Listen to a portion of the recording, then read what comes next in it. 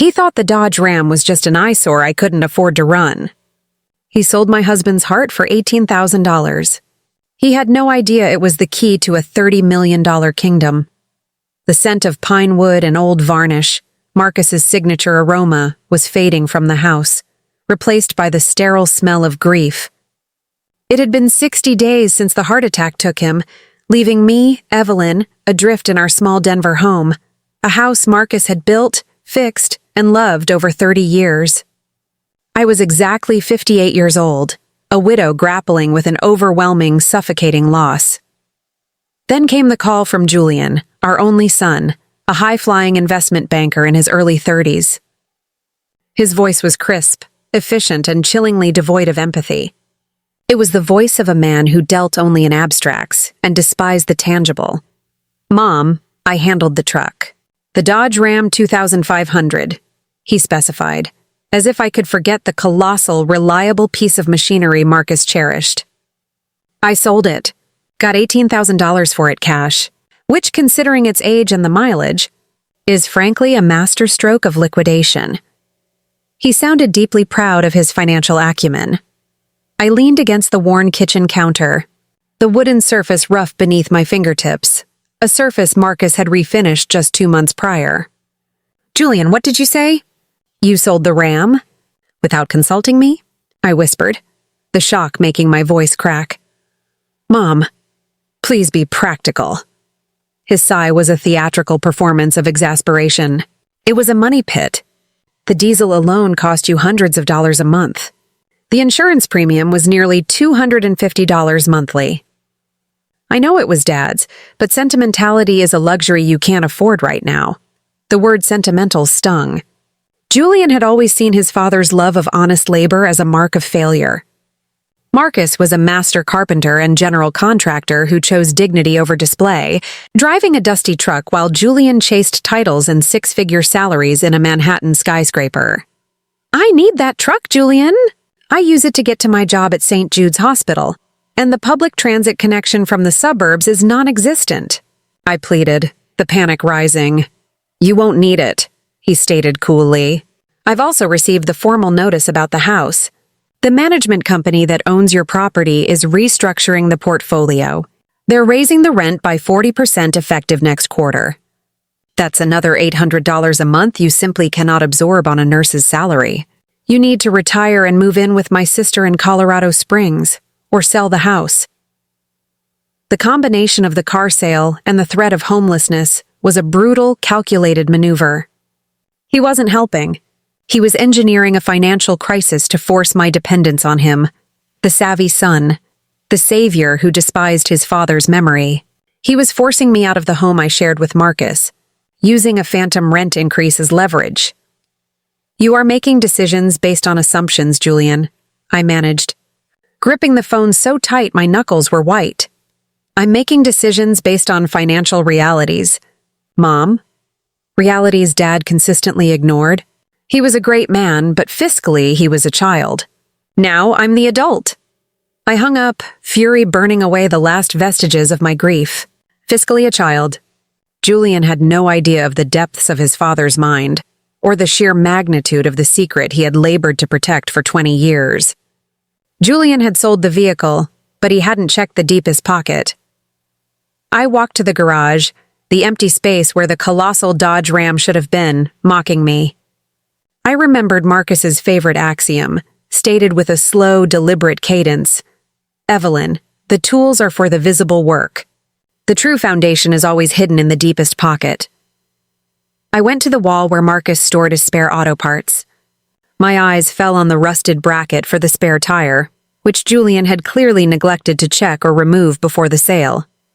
I knew that tire mount, buried deep in the frame, was the Ram's deepest pocket. I grabbed the thick, heavy bolt cutter Marcus used for construction and attacked the bracket. After 15 minutes of strenuous, cathartic labor, the rusted metal fell away, revealing a small, welded steel cylinder. Inside, protected from the elements, was a single, heavy, silver-plated key. The silver key, cold and heavy in my hand, was the key to my future and the engine of Julian's inevitable collapse. The immediate shock of the truck sale was replaced by a surging protective strength. Julian wanted dependence. Marcus had left me sovereignty. I looked around the garage, searching for the key's corresponding lock. Marcus had installed a small, reinforced workbench 7 years ago, claiming the old wooden one was rotting. He spent an entire weekend pouring new concrete for the base. I remembered complaining about the noise and the concrete dust that covered everything for 3 days. I knelt beside the new workbench, feeling the smooth, cold surface of the concrete base. I traced my fingers along the seam where the concrete met the floor. Marcus was a master of concealment. There, precisely at the edge, was a tiny, almost invisible seam, covered expertly with a thin layer of sawdust and floor sealant. I used a razor blade from Marcus's toolkit to gently scrape away the sealant.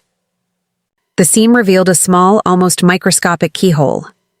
I inserted the silver-plated key. It turned with a satisfying, expensive thunk. A small square section of the concrete base, no larger than a shoebox, lifted smoothly on a heavy-duty hydraulic hinge.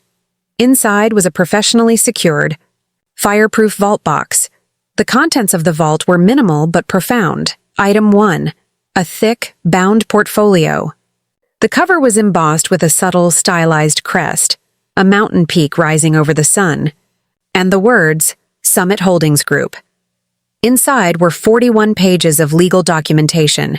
Item 2, a large, leather-bound journal. It was worn at the edges, its pages filled with Marcus's distinct, sprawling handwriting.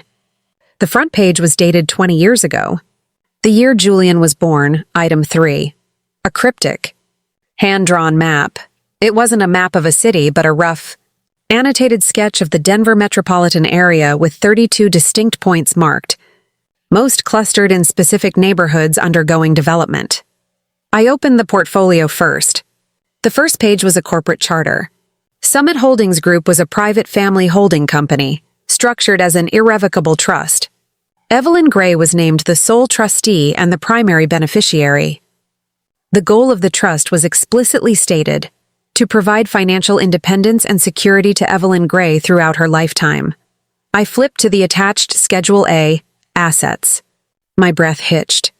This wasn't a savings account or a life insurance policy.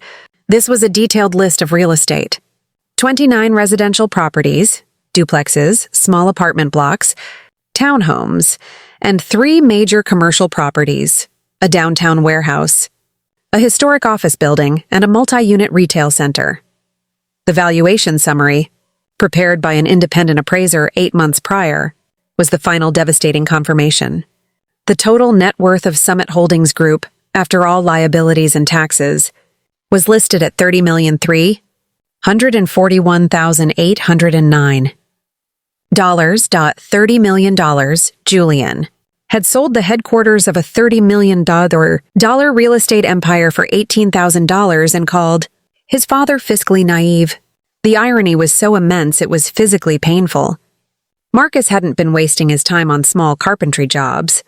He had been using them as cover, as a means to access and personally fix his rapidly growing portfolio. My son had committed an act of financial and emotional treachery based on a lie Marcus himself had maintained for my protection. I put the portfolio down, my hands trembling. The money wasn't the reward. It was the weapon I needed to defend Marcus's dignity and reclaim my life from Julian's manipulative control. The sheer magnitude of the $30 million fortune is dizzying. But why did Marcus, a man who drove a beat-up truck and wore a canvas coat, choose such profound secrecy? The journal holds the heartbreaking answer, revealing a deep-seated fear rooted in his own family's past. Part 3 details the genesis of Summit Holdings Group and the secret pain that drove Marcus for 20 years. The money, the properties, the sheer scale of Summit Holdings Group felt unreal. I had to understand the 20 years of deliberate deception. Why the humility? Why the isolation? Why did Marcus allow Julian's contempt to fester? I turned to the leather-bound journal. The first entry, dated 2 decades ago, was titled, Never Again. June the 9th. Evelyn is pregnant with Julian. We should be thrilled, but all I can think about is the cold dread of 15 years ago. watching my own mother lose the family home, reduced to begging after my father's heart attack, simply because he managed everything on a handshake and left no formal structure. She was exactly 48 years old, completely helpless. I promised myself, then and there, that Evelyn would never face that abyss. She is pursuing her passion, her nursing career, and I will protect her independence. I will build an impenetrable fortress for her freedom, a silent, unboastful one. The less people know, the safer the foundation. The tears that finally came were not of sorrow, but of awe and profound, aching understanding. Marcus hadn't hidden the money from me. He had hidden it for me. He had structured our lives to ensure that my career, my decisions, and my future were never dictated by financial necessity or dependence on him. He loved me enough to guarantee my absolute freedom. I flipped forward, finding the entry about the very first acquisition, dated 19 years ago, the first brick, used all $5,000 of our savings for the deposit on the duplex on Colfax Avenue. Evelyn thinks I'm simply taking on extra framing jobs for cash. I am, but the cash is going into this. I spend my evenings and weekends fixing the cracked foundation and replacing the ancient wiring. I drive the Dodge Ram everywhere. It's the perfect camouflage. Nobody suspects the man fixing the roof is the landlord. The key is anonymity. I must always appear to be the working man, the one who relies only on his hands. Let them underestimate me. The journal was a blueprint of his sacrifice. He detailed the countless hours, the missed vacations, the sheer physical toll of maintaining a double life for 20 years. He was not a financial child. He was a strategic genius who leveraged his skill as a contractor into a colossal, silent portfolio. Then came the entries about Julian, the core of the psychological drama, starting 13 years ago. Julian is 7 now. He came home today distraught because his friend's father, a lawyer, drives a polished black luxury SUV, and his father drives a dirty old Ram. He asked, "Why are we poor, Dad?" It cut me to the core. I wanted to tell him, "Son, I own 7 apartment buildings outright." But the lesson of humility is too vital. I fear his generation measures a man by his facade, not his foundation. If I show him the wealth now, he will learn the wrong lesson, that only appearances matter. He needs to learn the dignity of sweat first. I must maintain the cover. This was the source of Julian's contempt. Marcus's act of protective humility, designed to teach Julian the dignity of labor, had backfired catastrophically. Julian saw the humble exterior and concluded his father was a financial failure, someone he had to rescue. The silent conflict had turned toxic. I closed the journal. The profound love Marcus demonstrated was now my greatest strength. Julian's treachery, the sale of the truck, the fabricated rent increase, was a direct rejection of everything his father stood for. I was no longer a grieving widow. I was the defender of Marcus's legacy and the executor of his final perfect plan. Marcus used his honest work as a camouflage for $30 million. But Julian's betrayal was not just a moral failing. It was also a legal one. Part 4 details the specific. Severe punishment Marcus built into the trust. Charter to block any attempt by Julian. To seize control. A clause that ensured the $18,000 Julian banked would be immediately transferred to a trade school. The next step was to confirm the full legal standing and, more importantly, expose Julian's cruel lie about the rent increase. I called Sterling and Gray, the prestigious law firm Marcus had secretly used for years, whose contact was in the portfolio. I spoke with Mr. Charles Sterling, the firm's senior partner. "Mrs. Gray, we have been holding Marcus's final instructions for you for exactly 60 days. He was a phenomenal man and the only client who insisted on meeting our senior partners wearing a canvas work coat." Mr. Sterling's voice was warm, tinged with respect. I cut to the core issue. "Mr. Sterling, my son Julian, informed me that the rental company that owns my home is raising the rent by 40%, effective immediately, forcing me to retire and move." Mr. Sterling let out a short, incredulous laugh. "Mrs. Gray, that is simply impossible. Marcus placed the deed to your primary residence into Summit Holdings Group 20 years ago, just after Julian was born. It is listed as Asset number 1. You have been paying a nominal rent, $1,000 a month, to the trust, simply to ensure the property remained active and tax compliant within the structure. You are the owner, Mrs. Gray, and Julian's rent increase threat is entirely baseless. The clarity of Julian's malice hit me like a physical punch. He hadn't just assumed I was financially vulnerable. He had actively fabricated a crisis to force me into submission. He had stalked the property records, seen the management company name, a subsidiary of Summit Holdings, and assumed he could frighten the incompetent widow. And the money from the sale of the Dodge Ram? I asked, my voice dangerously even. The $18,000 Julian deposited into the account he created for me? Mr. Sterling paused. That, Mrs. Gray, is where Marcus's genius and foresight truly shine. He structured the trust with an integrity clause. The integrity clause? Yes. It states that if any named heir, Julian, in this case, attempts to liquidate or dispose of any physical asset of Summit Holdings Group without your explicit, written consent as trustee, that heir is immediately and permanently removed as a beneficiary. Furthermore, the liquidated funds, the $18,000, are instantly transferred to a pre-designated third-party nonprofit. I felt a surge of exhilaration. Marcus had planned for Julian's arrogance.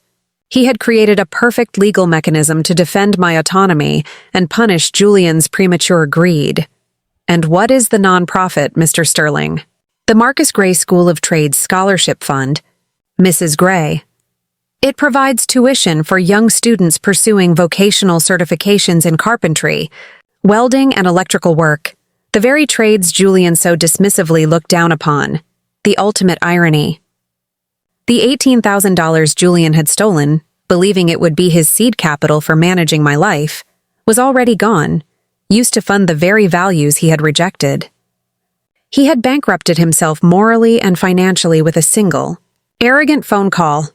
I instructed Mr. Sterling to immediately begin the paperwork to formalize Julian's disinheritance under the integrity clause and to ensure the $18,000 transfer was complete.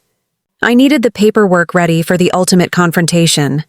The financial foundation of Julian's future was crumbling, and he didn't even know it. Julian is about to fly home, convinced he is the sole adult in the room, ready to manage his mother's supposed poverty. He has no idea the $18,000 he deposited is already a scholarship for a trade school, and the building he works in is partially owned by the mother he plans to manipulate. Part 5 is the critical psychological preparation for the showdown. The legal and financial elements were secure, but the real challenge was the emotional confrontation. I had to ensure that when the $30 million truth was revealed, it didn't just cause a financial shock, but a genuine, heartbreaking psychological crisis. The crisis of a son realizing he betrayed the greatest man he ever knew. I spent 2 days rereading Marcus's journal, specifically the entries concerning Julian's growing ambition and contempt. I marked the passage from 5 years ago, when Julian was promoted. Julian came home with his new title, Vice President. He spent 40 minutes detailing the leather interior of his leased car and the view from his 65th floor office. He looked at my hands, rough from laying a subfloor all day, and said, "Dad, you know, true wealth doesn't get dirt under its fingernails." I knew he didn't mean to be cruel, but the judgment was clear. I wanted to tell him that I owned the retail center where his firm leases its parking garage. But the fight isn't about money. It's about values. I pray I have time to show him that $30 million built honestly is worth more than $300 million made quickly and without character. This entry would be the dagger. I called Julian, adopting a tone of fragile dependency. "Julian, I've tried to look through the documents, but they are so confusing. All these land deeds and holding company names, I just can't grasp it. Could you please fly back to Denver? I need your help to consolidate and liquidate whatever assets Dad left behind." He accepted instantly, his voice swelling with self-importance. "Of course, Mom. I knew you couldn't handle it. I'll be there Thursday evening." "Don't worry. I'll clean up this mess and secure your retirement." His immediate condescension confirmed his mindset. He viewed the situation as an easy managerial cleanup. a final act of superiority over his deceased father. I began setting the stage for the showdown in the workshop, the very place Julian hated most. I didn't clean the garage. I deliberately left sawdust piled near the industrial table saw, a faint smell of Bondo and lacquer hanging in the air.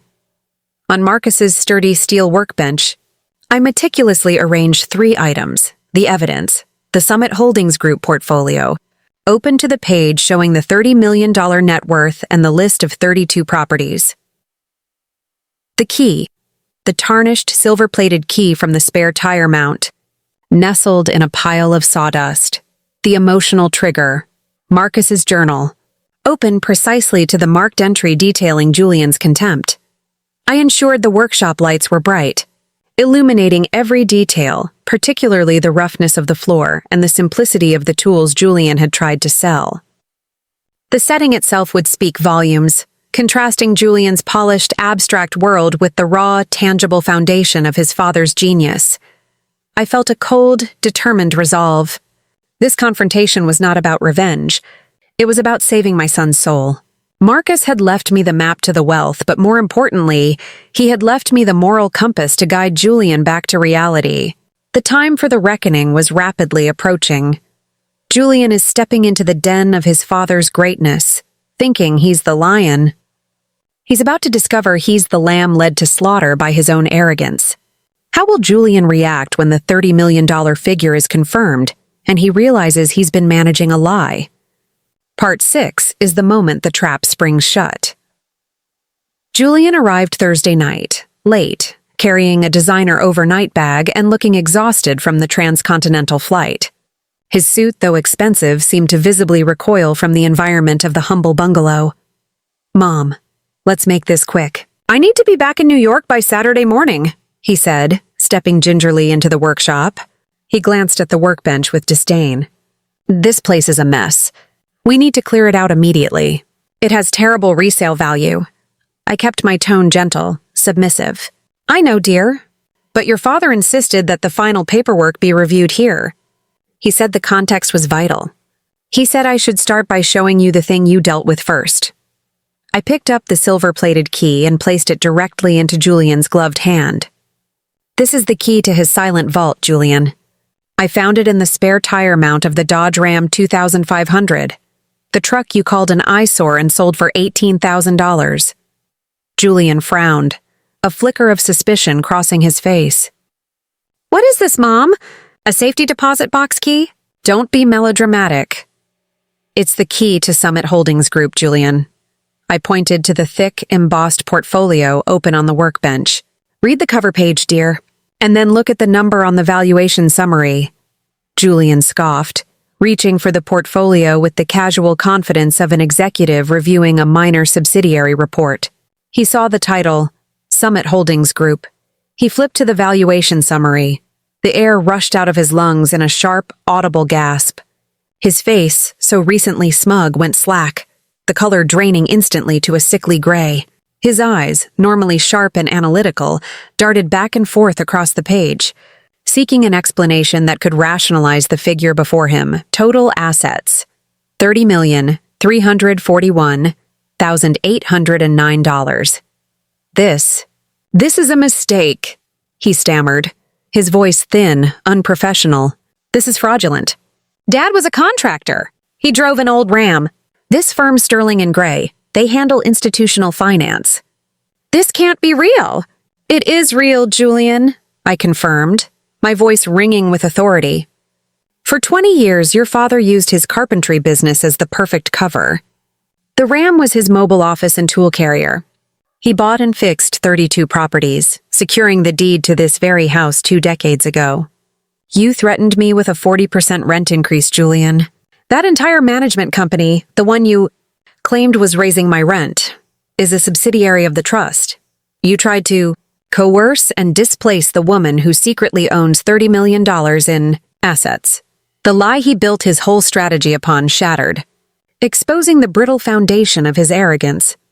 He realized the man he had scorned, the man he thought he needed to rescue, was a financial titan who had chosen integrity over visibility. The shame was a palpable, visible shroud around him. And the $18,000 you so efficiently banked from the truck sale? I continued, the ultimate emotional blow prepared. That money, Julian, is already gone. It was immediately and permanently transferred to the Marcus Gray School of Trades Scholarship Fund, under the integrity clause of the trust. That was your father's final act of teaching. Julian sank onto Marcus's old workshop stool, defeated, holding the portfolio in one hand and the silver key in the other. He didn't just lose money. He lost his moral high ground, his sense of superiority, and, most crushingly, his dignity in his father's eyes. Julian's financial empire has crumbled, but the truth of his contempt remains the final hurdle. The journal is still open on the table, waiting to deliver Marcus's final heartbreaking judgment directly to his son. Part 7 is the raw, emotional climax that forces Julian to confront the man he failed to see. Julian sat on the stool, completely motionless, the sound of his shallow breathing the only noise in the expansive garage. The $30 million portfolio lay forgotten in his lap. The money, he realized, was irrelevant. The true currency was his father's judgment. I watched him, recognizing the painful moment of self-confrontation. His tailored suit and polished shoes looked like a costume now, a superficial attempt to mask the emptiness he felt. "Why didn't he tell me?"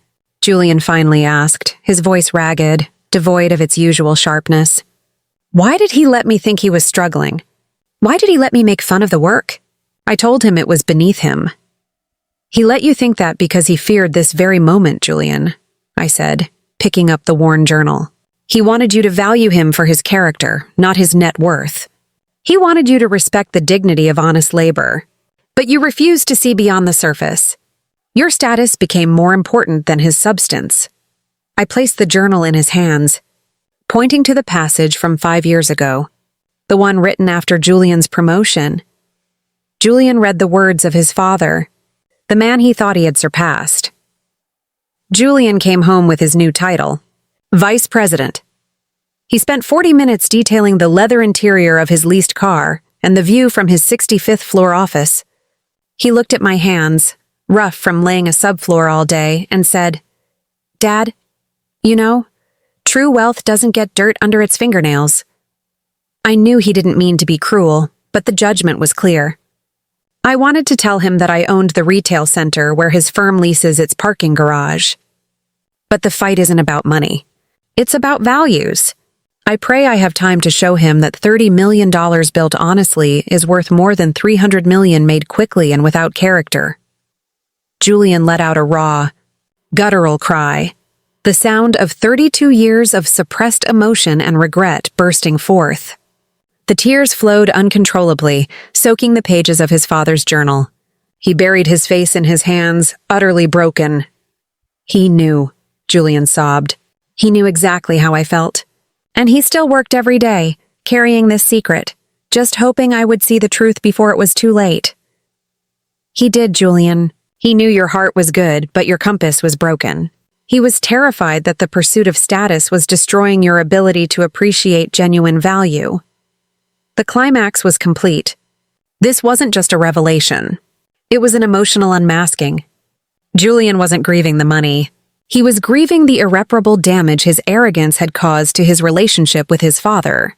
He realized that the contempt he felt was completely undeserved, making his subsequent actions, selling the truck, threatening his mother, acts of profound, ignorant cruelty. I let him experience the pain of his failure, the deep, gut-wrenching realization that he had chased a cheap imitation of success while living in the shadow of a true master.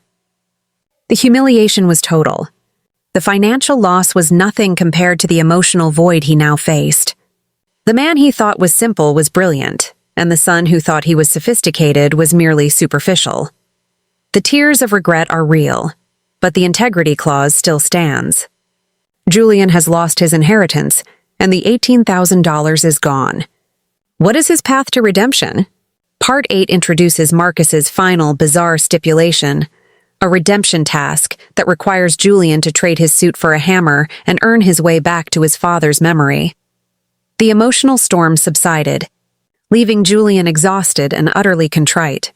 He slowly picked up the papers, meticulously folding the valuation summary of the $30 million trust. The sheer magnitude of the lost fortune finally registered, but it was overshadowed by the moral failure. The integrity clause. "It's final, isn't it, Mom?" Julian asked, his voice flat. "It is, Julian." Mr. Sterling confirmed that the sale of the Dodge Ram 2500, i.e., key physical asset of Summit Holdings, Group permanently disinherits you from the financial distribution of the trust. Your only inheritance is this journal, and the lesson it contains. He nodded, accepting the magnitude of the consequence. He knew that the $18,000 he gained was a pittance compared to the potential of $15 million he lost. But the money was a necessary barrier, and the $18,000 is truly gone? The fund is active? It is. As we speak, that money is helping 4 young adults from disadvantaged backgrounds enroll in trade school, learning to be carpenters and electricians. Your mistake, Julian, is now a permanent charitable legacy honoring the work you dismissed. The irony was beautiful and brutal. His act of greed would perpetually fund the values he rejected, ensuring Marcus's principles continued to thrive. "I deserved this," Julian whispered, looking down at his expensive shoes. "I drove that truck hundreds of times. I saw the toolbox, the worn seats. I should have asked. I should have known him better. You judged him, Julian. That was the core failure." I stood up, walking toward the old industrial shelves. "But your father believed in second chances, Julian. He built one final peculiar stipulation into the trust charter. A path not back to the money, but back to integrity." I pulled out a heavy, dusty tool chest, Marcus's primary contracting box, which Julian had also overlooked. Inside, attached to the lid, was a laminated card. "This is your redemption task," I explained. "The final escrow release for the 3 commercial properties requires one last condition. You must spend a minimum of 150 hours personally completing 3 major repairs on the warehouse property Marcus owned near downtown Denver." Julian frowned. "Repairs? Why me? Why not just hire a contractor with the trust's funds?" "Because Marcus wanted you to fix the physical things you broke spiritually." The task: a severe roof leak, a faulty hydraulic lift in the loading dock, and a dangerously rotting foundation beam in the storage area. And you must do it using the tools your father used, documenting every hour with a signed log from the property manager. The challenge was immense. Julian, the financial analyst, was being asked to perform grueling, dangerous, skilled manual labor. He was being forced to trade his abstract world of derivatives and stocks for the tangible reality of concrete and steel. If you complete the 150 hours successfully, you don't get the money, I clarified. You only get the satisfaction of honoring his memory and earning back your self-respect. You also retrieve the final asset, a small, locked, antique box Marcus stored in the rafters, which contains the original hand-drawn blueprints of Summit Holdings Group. Julian took a deep breath, the challenge igniting a spark of something genuine in his eyes. "When do I start?" "Now, Julian. The suit is off. The tools are waiting, and you have 150 hours to learn the dignity of a man who worked with his hands." Julian is trading his luxury suit for a hard hat. His first task: repairing the dangerous hydraulic lift, a job that requires strength, technical skill, and patience. The physical work will prove far more challenging than any financial model. Part 9 reveals the humbling ordeal of the faulty lift and Julian's inevitable call for help. Julian started his redemption task the very next day. He changed into a borrowed set of Marcus's old work clothes, a thick denim shirt and heavy-duty boots that felt foreign and clumsy on his body. He drove the sedan to the downtown warehouse, a sprawling, 90-year-old structure that represented the largest single asset in the $30 million portfolio. He first tackled the faulty hydraulic lift in the loading dock. It was stuck half-raised, a massive piece of machinery that had been Marcus's personal project years ago. Julian, accustomed to manipulating financial levers, found himself utterly defeated by the physical ones. He spent the first 4 hours simply trying to find the manual override valve, covered in 30 years of grime and rust. He consulted online schematics, but the actual physical reality of the machine was far messier than any digital diagram. His hands, accustomed to tapping keyboards, were soon covered in thick black grease and raw with blisters. By the end of the second day, after logging 14 hours, Julian was exhausted, demoralized, and the lift hadn't budged an inch. He realized his abstract intelligence was utterly useless against the physical demands of the world. He finally called me, his voice a low, defeated murmur, a complete contrast to the confident executive who had threatened my livelihood just days earlier. "Mom, I need help. I've tried everything. I've replaced the fluid, checked the fuses, and I even managed to clean the main piston. But the safety lock, the old manual safety lock Dad installed, it's rusted solid. I can't get the tension bolt to turn. I tried brute force, but I'll snap the wrench." I smiled faintly, knowing this call was inevitable and necessary. This wasn't about the lift. It was about his humility. Marcus always said, "Brute force is for the desperate, Julian." "Tools have their own patience," I replied gently. "Remember what he taught you about the tension screw on the backyard fence when you were 10? The rusted ones require the 3-step soak and tap method." Julian paused, a long silence on the line. I knew he was mentally searching his memory for the forgotten wisdom of his youth. "The WD-40, the heat gun, and then the counter tap with the rubber mallet?" he asked, a hint of realization dawning in his voice. "Exactly. You have to respect the rust, Julian. You can't conquer it, you persuade it. Your father built that warehouse and all the 32 properties from the ground up, dealing with thousands of small, stubborn details that required patience, not speed. I just wanted to fix it fast. I wanted to log the hours and be done with it," he confessed, his voice thick with shame. I realized I was treating this like a merger deadline, not a restoration. Dad must have fixed thousands of problems like this over 20 years. He did. Every piece of that $30 million portfolio was built on that kind of patient, honest work. "Now go respect the rust, Julian. Let the tools do the talking." I hung up. Julian was now learning the most fundamental lesson of his father's legacy. Real value is built slowly, deliberately, and with profound respect for the material and the process. His failure on the hydraulic lift was the moment his redemption truly began. The hydraulic lift is working, but the next task is far more dangerous: a severe roof leak that requires balancing on high, precarious rafters. Will Julian use the proper safety equipment his father meticulously insisted upon, or will he resort to reckless shortcuts? Part 10 is the test of Julian's commitment to his father's safety ethics. Julian returned to the warehouse, his hands sore, but his spirit renewed. He applied the 3-step soak and tap method, and within 1 hour, the stubborn tension bolt yielded.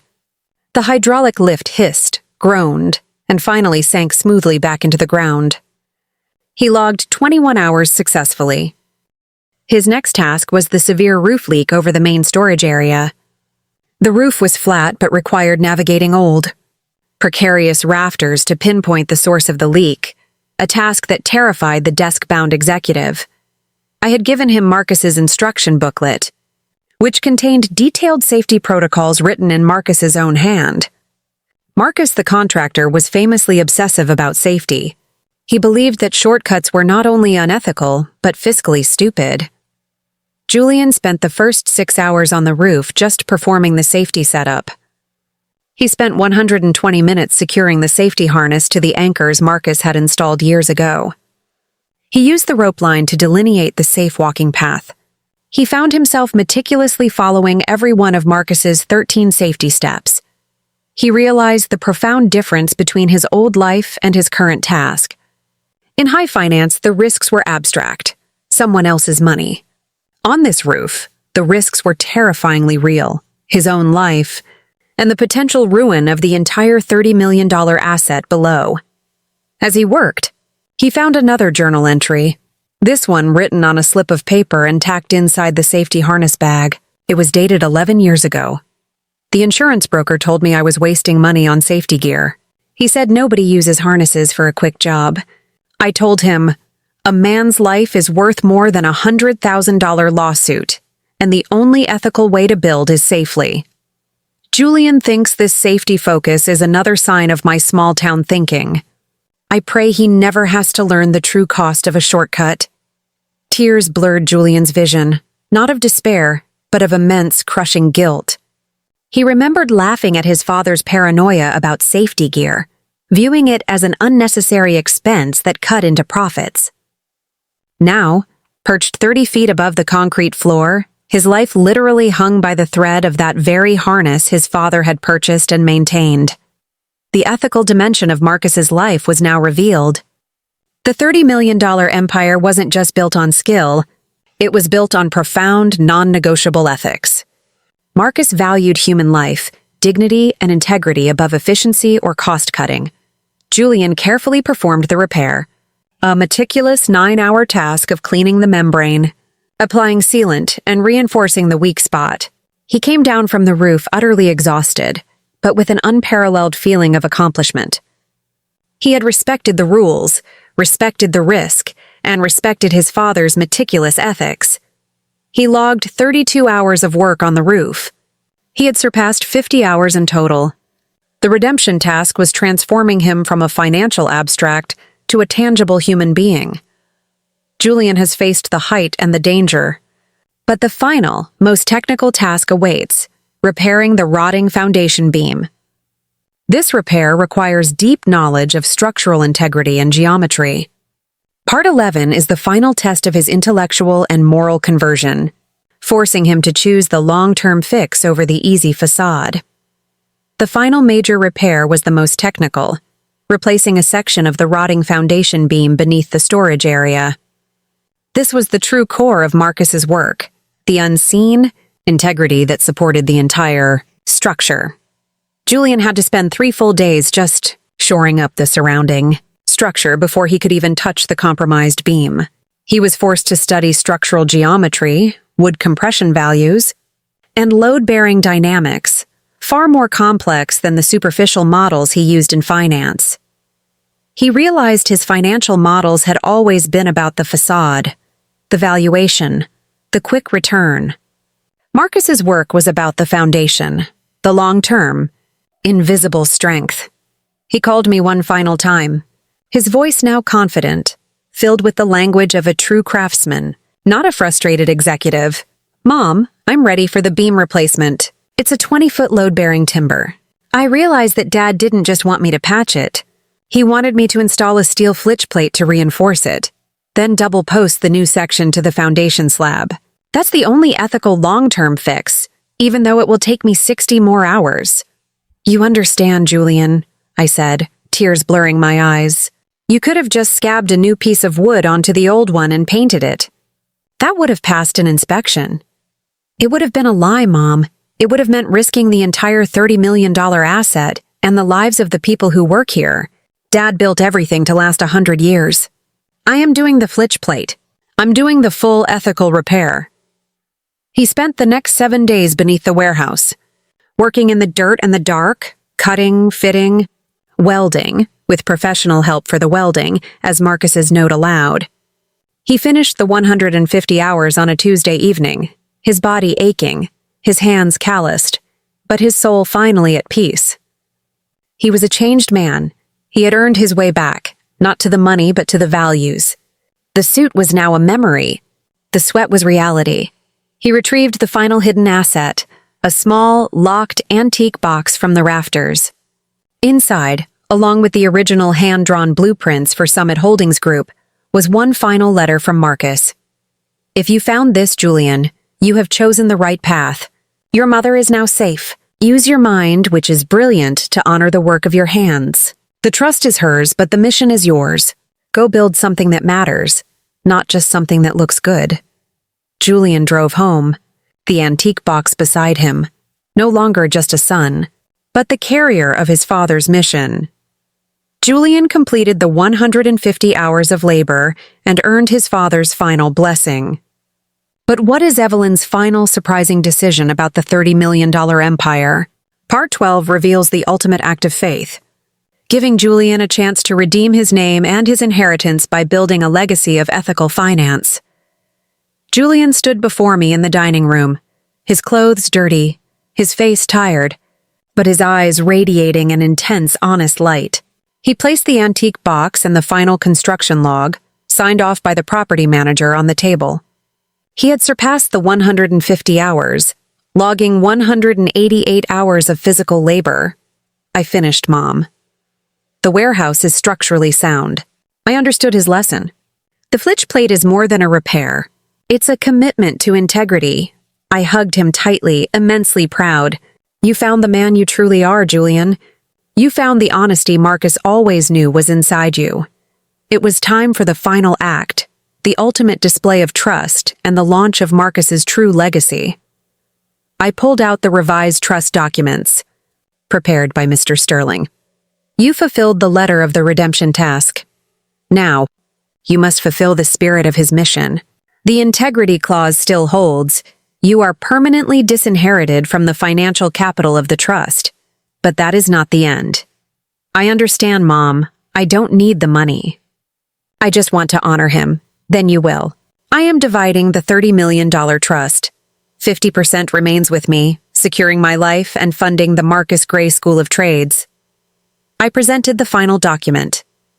The other $15 million is going into a new, separate entity, the Julian Gray Foundation for Ethical Trade and Development. Julian gasped, staring at the title. Mom, you're giving me the other half? Yes, you are the sole director and CEO. You have the mind for finance, and now you have the heart for labor. Your mission is to use this $15 million capital to invest in, acquire, and manage trade-based small businesses and ethical development projects, prioritizing the dignity of the physical worker. You will use your financial brilliance to serve your father's values. Julian broke down again, but these were tears of profound, overwhelming gratitude and relief. He was not being rewarded for his greed, but entrusted with the enormous task of redeeming his name and channeling his talent towards a moral purpose. The betrayal was forgiven. The mission had begun. This is the final chapter of my ordeal, but the start of a multi-generational legacy. My son, Julian, thought he was the master of finance, but he was merely a child obsessed with status. His father, Marcus, the humble contractor, was the true master, silently building a $30 million fortress of integrity. Julian's contempt led to his disinheritance, but his repentance earned him a $15 million mission to build a world where the man in the work boots is valued as much as the man in the suit. We want you to take this story to heart. Never judge the quiet, diligent worker. True wealth is not measured in luxury cars, but in the structural integrity of your life and the values you pass down. Please like this video, share it with every person who needs a second chance, and subscribe to Silent Heritage. Join us next week as Julian uses his new foundation to fund the first ethical development project, honoring the man who taught him that the foundation is always more valuable than the facade.